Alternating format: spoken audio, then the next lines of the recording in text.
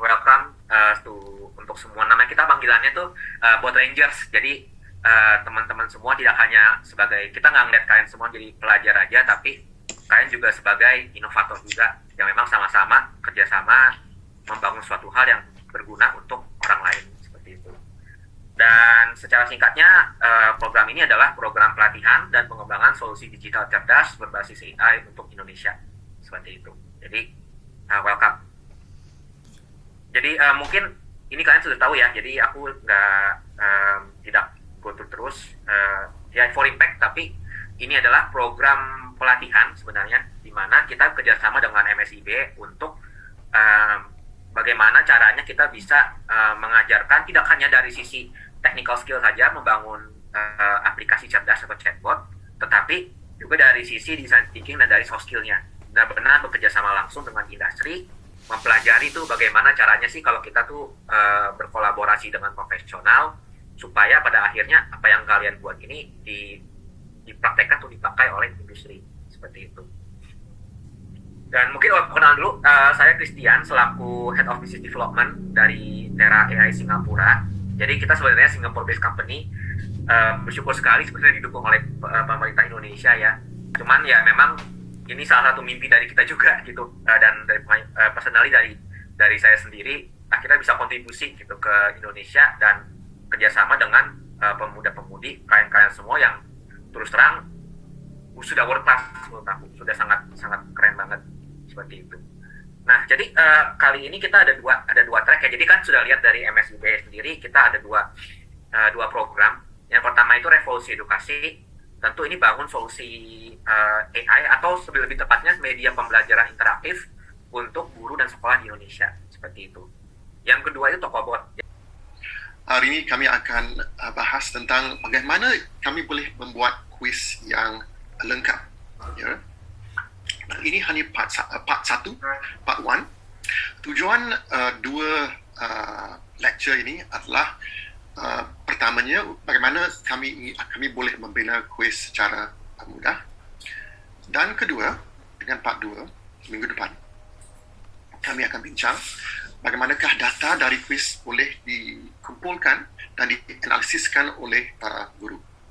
Okey, langkah pertama kami perlu tambahkan file yang baru itu kuis Inggris. Okay. Dan nama kuis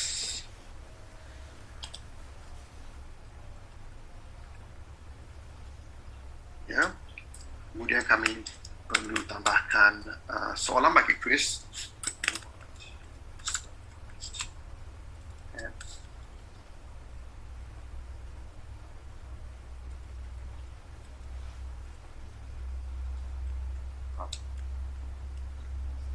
Okay. Dan jawapan paling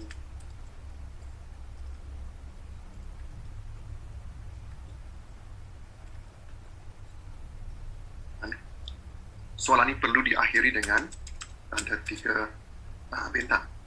Dan kami boleh tambahkan saja soalan yang selanjutnya. QQ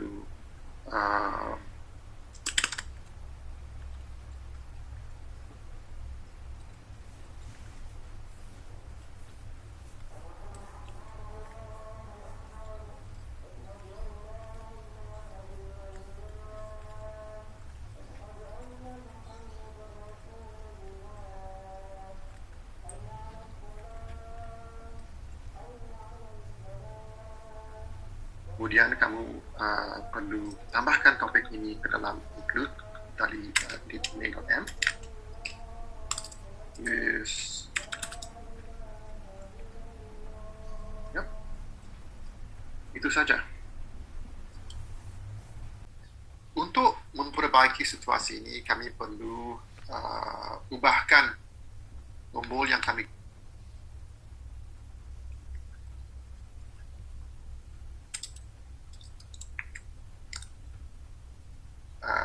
kuis Inggris.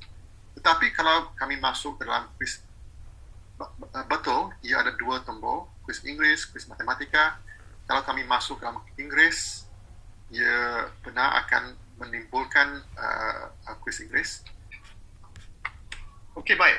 Hari ini kami akan lanjut sikit dan kepada part 2, iaitu bagaimana kami ingin kami bisa mengumpul data dari user, membuat reporting dan juga membuat pengurusan bagi user. Dan part 2 sekarang kami akan tahu bagaimanakah data dari kuis boleh dikumpulkan dan dianalisiskan oleh para guru. Ini adalah chatbot yang kosong, ya, yang saya sudah download dari CU101. Saya publish. Saya suka publish chatbot kerana saya ingin tentukan adakah chatbot ini ada error pada permulaannya atau tidak. Dan nampaknya chatbot ini tidak ada error, tapi chatbot ini kosong dah. Ya. Ada IDK yang muncul. Jadi terima kasih semua. Untuk modul hari ini kita akan membahas tentang Lean Canvas, yaitu Business Model Framework atau Brainstorming Framework ya untuk startup entrepreneurs. Nah, jadi untuk siapakah lessons ini? Jadi pertama untuk bot creators atau apprentices yang ingin membangun model bisnis. Nah, yang kedua, business leader yang ingin menjabarkan ide menjadi strategi yang dapat dieksekusi. Backgroundnya adalah sebagai calon entrepreneur atau sebagai pengembang produk, hal yang paling penting adalah menyampaikan ide yang kalian punya di benak kalian menjadi strategi yang jelas dan dapat dieksekusi oleh orang lain. Selamat pagi semua.